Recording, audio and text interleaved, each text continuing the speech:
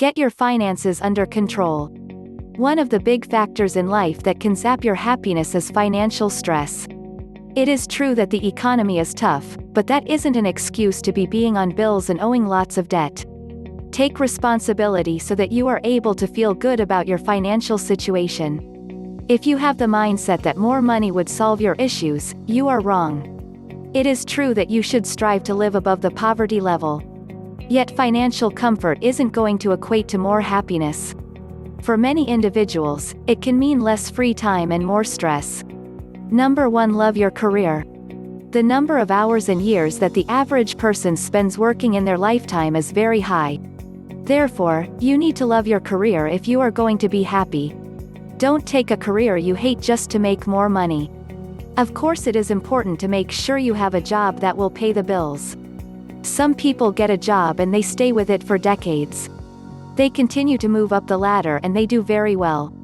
There are jobs that are a good starting point, but they aren't going to move upward. Don't get trapped in a dead-end job. It is never too late to expand your knowledge. Look for a new job, learn a new skill, or even go back to college to earn a degree. Number 2. Budgeting. In order to get your finances under control, you need to take a good inventory of your spending. Make a list of all of your monthly bills. This should include rent, mortgage, car payments, leasing, public transportation, insurance, utilities, groceries, medical supplies, medications, childcare. Next, make a list of all of your variable expenses. These are unsecured debt items that you can pay off. This should include credit cards, personal loans, revolving credit. Make a list of all of your income and compare it to your expenses. This is what you have left over each month. With your variable expenses, do what you can to pay more than the minimum each month so you pay it off quicker and reduce overall interest. Number 3. Plan of action. If your budget seems out of control, get help.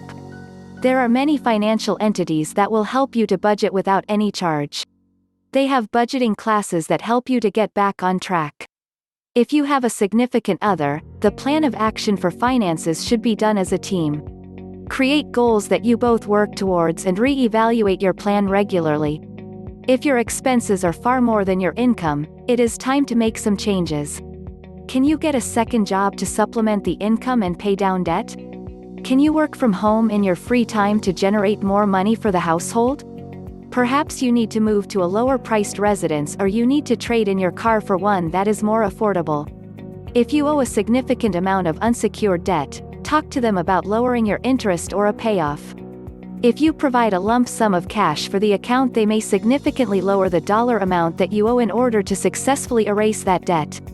It is best to avoid consolidation lenders as they often have high fees and your credit score can suffer in the end. You also want to avoid filing bankruptcy unless it is absolutely necessary. Number 4. Extras. Pay attention to how much you spend for extras. Eating out, going to the movies, and even buying coffee at a cafe can all add up quickly. When you identify where you are spending your money, you can cut down on some of those extras. Identify 1 or 2 things you really want to have extra. Allocate an allowance for them, and once it is spent, that is it. Number 5. Savings. In addition to paying your monthly bills, you should also be paying yourself. Allocate a percentage of your income or a set dollar amount for savings. This is important so that you can have money in place for emergencies. Then you won't have to use a credit card or revolving credit should there be an emergency. When you use money you have saved, you don't have that interest to think about. Number 6. Retirement. Preparing for the future is also very important. Retirement may seem like a long time from now, but it will arrive. Being prepared for it is very important, and you need to start as early as you can. If your employer has retirement plans such as 401k, contribute the maximum that you can. If your employer doesn't offer this, you should talk to a retirement advisor. They can help you to get accounts set up. If you change from one job to the next, roll over your retirement plan instead of cashing it out. You should diversify your portfolio so that you have retirement funds spread out. This will help you to avoid a huge loss should any certain investment not do very well. The level of risk you take with your retirement is also important to think about.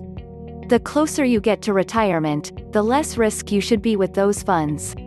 If you liked the video, give it a thumbs up and share it with your friends, or anyone who would benefit from the video, and remember to click the subscribe button. Thank you.